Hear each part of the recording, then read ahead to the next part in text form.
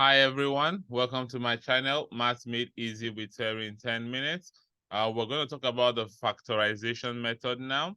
The last video we talked about quadratic formulas and how to use it, but here we're going to talk about factorization method. So it's important that you review the previous videos, and if you've not subscribed, I don't know what you're waiting for, and turn on the notification bell so that when I get or I upload new videos, you'll be the first person to know.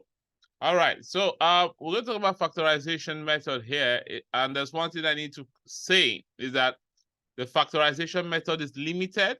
It can solve some kind of quadratic equations. Okay, we'll talk about that very soon.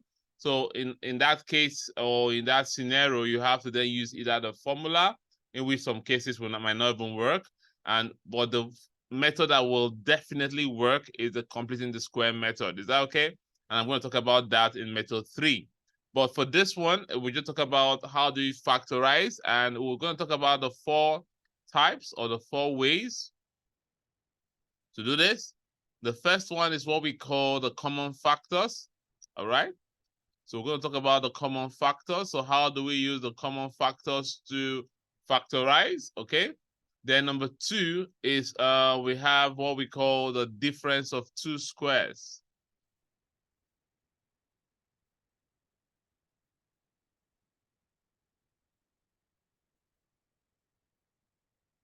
Then number 3, we're going to talk about trinomials when a is equal to 1. Okay? And number 4, we're going to talk about trinomials when a is not equal to 1. All right?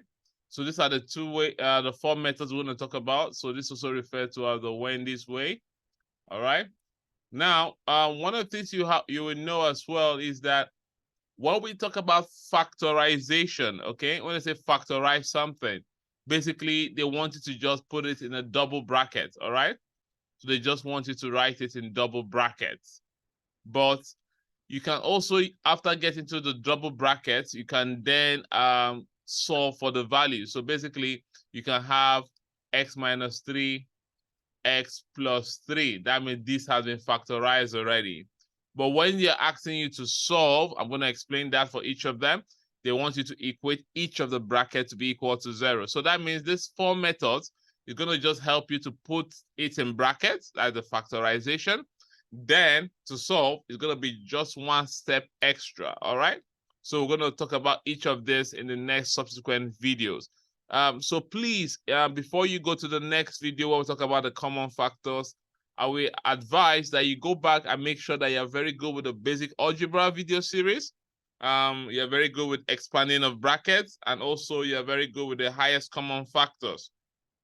Okay, so you're very good with those, and make sure you revise them. Revise the video series. Look at them again. If you're not sure, just be sure about some concepts before you go to the next video, all right? Because the next video now, I'll be going to pick the first one, which is common factors. So in this video, I just wanted to list the 4 methods we're going to be talking about. We're going to be talking about the common factors, how to use the common factors, the concept of the difference of 2 squares, and trinomials when a is equal to 1 and when a is not equal to 1. Is that right?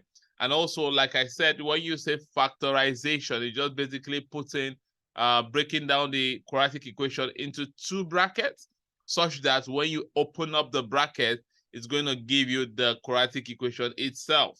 Then to solve, you need to do one step further where you have to equate each of the brackets to be equal to 0.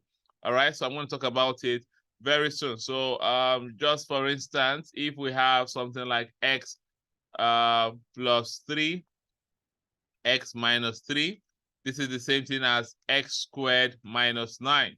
So that means I have factorized this to look like this. So this is factorization, all right? So that means I have done factorization here.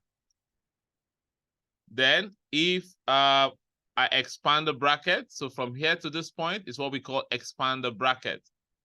So if I expand this bracket, it's going to give me back the quadratic equation. So that's what we're going to do. But if you are meant to solve, so solve is just a step further. So to solve is that you're going to equate each of these brackets to be equal to what? 0, all right? So that means you're going to equate each of them to be equal to 0. So it's going to be x plus 3 is equal to 0. So therefore, x will be equal to minus 3. And we have x minus 3 is equal to 0. So x will be equal to what? 3. Don't worry, I'll talk about this as well. It's just that I wanted to just clarify that when we say factorization, we just want you to put it in a bracket, okay? But when we ask you to solve, okay? Solve now is that after you factorize, we want you to now equate each of them to be equal to 0 and then get the value for what? Get the value for x. All right, so let's go straight. We'll go to the next video, which is common factors. I'm going to start with common factors first. And in common factors, we're going to talk about how do we factorize quadratic equations using the common factors method. And also then how do you then solve this question? All right. And if you have any question, please feel free to drop me a comment, all right? Or you can send me an email. And if there's something else you want me to talk about, or there's a question you're not really sure, you can also drop me an email, or you can stop me anytime you see me and I will discuss this with you. All right, and if you've not subscribed, don't forget to do so and turn on the notification bell so that when I upload a new video, you'll be the first person to know. So see you soon when we talk about how to use common factors.